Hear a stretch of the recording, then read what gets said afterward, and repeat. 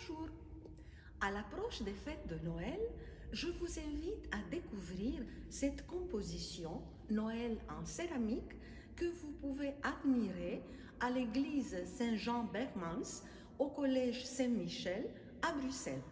Mais avant cela, vous trouverez à la fin de cette vidéo un lien qui vous renvoie à cet album Mystère de l'année liturgique, composé comme une mélodie à deux voix, l'une étant la plume du père Jean Rademakers et l'autre mes œuvres en céramique. Et aussi cet autre lien qui mène à l'album Noël en céramique, justement le même titre, qui lui aussi, il bénéficie des commentaires du père jésuite. La composition comporte 3 modules, chacun étant composé de 3 scènes évangéliques. Le premier module présente des scènes de l'évangile de Saint Matthieu et de Saint Luc. Il se passe à Nazareth et aussi à En-Carem en Judée. De gauche à droite, nous pouvons découvrir l'annonciation faite à Joseph, au milieu l'annonciation faite par l'ange Gabriel à Marie et à droite la visitation. On voit Marie en regardant le ciel, on dirait qu'elle a commencé déjà à chanter le Magnificat qu'elle va prononcer pendant sa visite chez Sainte Élisabeth. On peut constater, bien sûr, les détails culturels de l'époque, la couleur locale. On voit le rouleau de la Bible, la lampe à l'huile, des cruches et des carafes en terre cuite, un tapis roulé sur le sol, l'ambiance de l'époque. La maison de Marie est creusée effectivement, on a découvert à Nazareth, dans la montagne, donc ils se servaient d'une paroi de la montagne pour construire leur maison. Si les évangélistes nous racontent des annonciations en parallèle, c'est la Zacharie qui n'est pas représentée ici, l'annonce à Joseph, à Marie, au berger. S'ils insistent sur la naissance d'un bébé ayant comme maman une vierge, c'est parce qu'ils nous invitent à dépasser le simple fait historique et à recevoir ces événements dans la lumière de la foi. Dieu seul a la clé de cette naissance unique.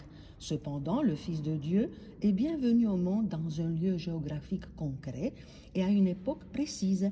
C'est pourquoi j'ai désiré mettre en évidence la poésie de ces lieux. Nous sommes devant le module central de l'œuvre. Donc, nous sommes à Bethléem, en Judée. Voici la Sainte Famille arrivée à Nazareth. Alors que la majeure partie des événements représentés se déroule la nuit, l'œuvre est baignée de lumière et des couleurs méditerranéennes. La lumière qui s'est levée dans les ténèbres, annoncée par Isaïe en 9, 1, 2, transfigure la grisaille de nos existences. Saint Luc nous explique qu'on n'a pas trouvé de place pour lui dans la salle d'hôtes et il utilisera le même mot pour parler de la salle d'hôtes où Jésus fêtera la Pâque avec ses disciples avant de mourir en Luc 22, 11. Voudrait-il nous faire comprendre qu'il n'y a pas de place réservée pour Dieu quand il vient vivre chez les hommes? Ignorance, indifférence ou bien exclusion? De toute manière, Luc nous indique discrètement, dès l'origine, un chemin de mise à l'écart et de souffrance pour cet enfant, précise le père Jean Rademakers. La scène principale est bien entendu celle de la Nativité. Remarquons le geste touchant de Saint Joseph qui prend soin de Marie pour qu'elle n'ait pas froid. Et nous pouvons contempler Jésus emmailloté par sa maman. Il est couché dans une mangeoire. Saint Luc nous répète 3 fois ce mot dans les versets 7, 12, 16 pour qu'on comprenne bien que ce petit homme est destiné à être mangé, ce qui arrivera d'ailleurs à la dernière scène. Ceci mon corps donné pour vous, en Luc 22, 19, dira Jésus. Devenir la nourriture d'animaux, quelle perspective pour le Fils de Dieu. Inclinons-nous devant la mangeoire en méditant ces vers du Père Rimaud. Voici la nuit, l'heureuse nuit de Palestine. Et rien n'existe hormis l'enfant de vie divine. En prenant chair de notre chair, Dieu transformait tous nos déserts en terre d'immortel printemps. Nous continuons par cette autre annonciation faite par l'ange aux bergers, les pauvres en Israël. Faisons-les parler à travers le père Didier Rimon. Nous ne sommes pas si malins, juste bons à garder nos bêtes, mais nous avions le cœur en fête quand notre nuit se fit matin. À force de ne dire mot, dans le silence des collines, nos oreilles se font plus fines à discerner les bruits d'en haut. Qui donc nous a parlé de paix et d'un enfant roulé de l'ange? Vous dites qu'il n'y a pas d'ange, appelez ça comme il vous plaît. Mais ne refusez pas à Dieu le droit de signaler sa gloire en se servant de nos mangeoires et d'une chanson dans les cieux. Le troisième volet de la composition nous conduit à Jérusalem. Nous voyons en toile de fond le palais d'Hérode réalisé d'après les dessins de l'époque.